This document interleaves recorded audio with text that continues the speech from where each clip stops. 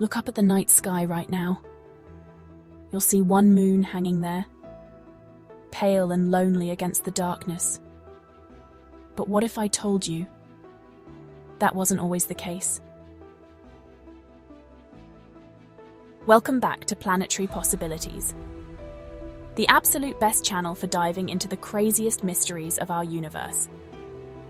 My name is Aria, and today's topic is absolutely mind-blowing.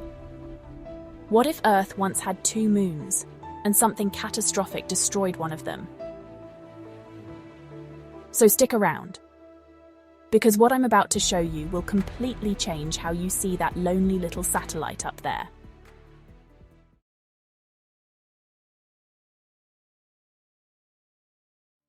Let's start with something that's been hiding in plain sight for thousands of years. Ancient cave paintings from completely different cultures. We're talking Aboriginal Australian art, Native American petroglyphs, ancient Chinese texts. They all share something absolutely fascinating. Two circles in the sky. Not one. Two. Now, skeptics might say, oh, that's just artistic interpretation. But here's where it gets really interesting. These aren't isolated incidents. We're seeing this pattern across 6 continents. From civilizations that had zero contact with each other. What are the odds they'd all imagine the exact same thing? But the cave paintings are just the beginning. Have you ever wondered why we find ancient tidal pools in places that are now hundreds of kilometers inland? Or why certain rock formations show evidence of tidal erosion that doesn't match our current moon's gravitational pull? You see, with two moons, Earth's tides would have been absolutely chaotic. Imagine tides 3 times higher than today, pulling in different directions, creating tidal forces that could literally reshape continents. And guess what? We're finding geological evidence of exactly that. Then there are the myths. The Greeks called them the Two Watchers. The Mayans spoke of twin guardians of the night. And even in Hindu texts, there are references to a time when 2 moons danced across the heavens until one disappeared.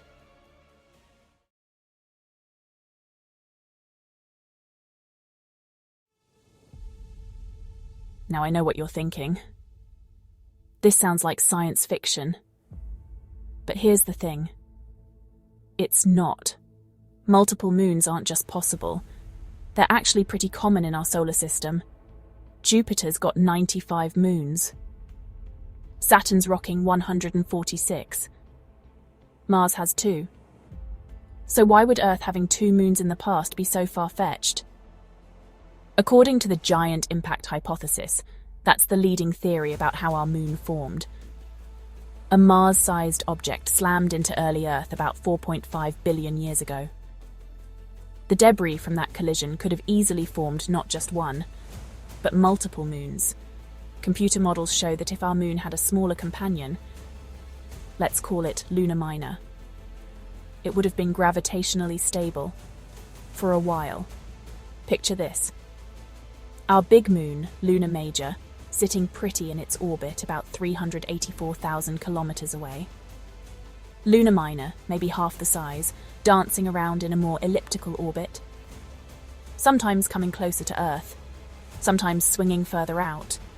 But here's where celestial mechanics gets absolutely brutal. See, in a 2-moon system, there's this thing called orbital resonance. Over millions of years, the gravitational interactions between the moons, Earth, and the Sun would create tiny perturbations. Think of it like a cosmic game of Jenga.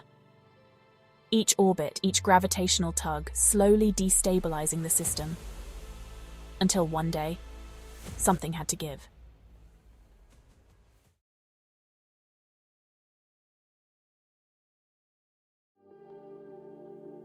Now, there are several theories about what happened to Luna Minor. The first, and honestly the most terrifying, is direct collision. So Luna Minor pulled inexorably toward its larger sibling by millions of years of gravitational dance, finally making contact. The impact would have been absolutely cataclysmic. We're talking about an explosion visible from Earth's surface, brighter than the sun, with chunks of lunar rock the size of mountains hurling through space. Some crashing back to Earth as meteorites, others go spiraling into the sun. And the rest? Well, the rest create temporary rings around Earth. Just imagine looking up and seeing Saturn-like rings stretching across our sky. Absolutely breathtaking.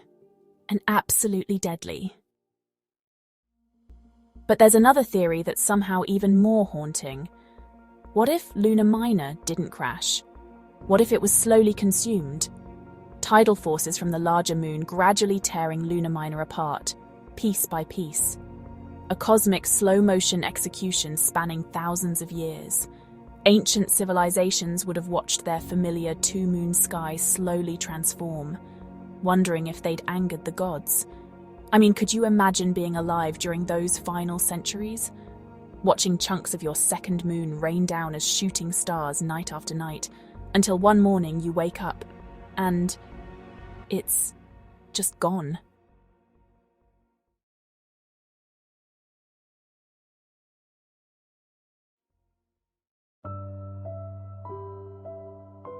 The destruction of Lunar Minor wouldn't have been just a cosmic light show. The effects on Earth would have been absolutely transformative. Imagine the gravitational chaos as Lunar Minor disintegrated. Tidal waves 3 stories high washing over continents. Weather patterns going completely haywire. The very rotation of Earth wobbling as the gravitational balance shifted. But here's what blows my mind. This catastrophe might have actually kick-started evolution on Earth. The extreme tidal changes, the climate chaos, the meteor bombardment. These weren't just destructive forces, they were evolutionary pressure cookers. Species that could adapt to rapidly changing coastal environments, survive meteor impacts, handle extreme weather. They were the ones that thrived. In a twisted way, losing our second moon might have made life on Earth more resilient, more diverse, more us. And look at us now. Our single moon gives us stable tides, predictable seasons, a gentle wobble that keeps our climate relatively stable. It's like Earth found its equilibrium after the chaos. So, there you have it, guys. The evidence is scattered across cave paintings and geological formations. The science is sound. The computer models show it's not just possible, but probable. Next time you look up at our lonely moon, remember, it might not have always been alone. And somewhere up there, in the asteroid belt or in the rings of Saturn, pieces of Earth's lost twin might still be roaming through the darkness. Thank you for joining us. If this episode has left you hungry for more, please check out some of our previous episodes and hit that subscribe button and ring the notification bell.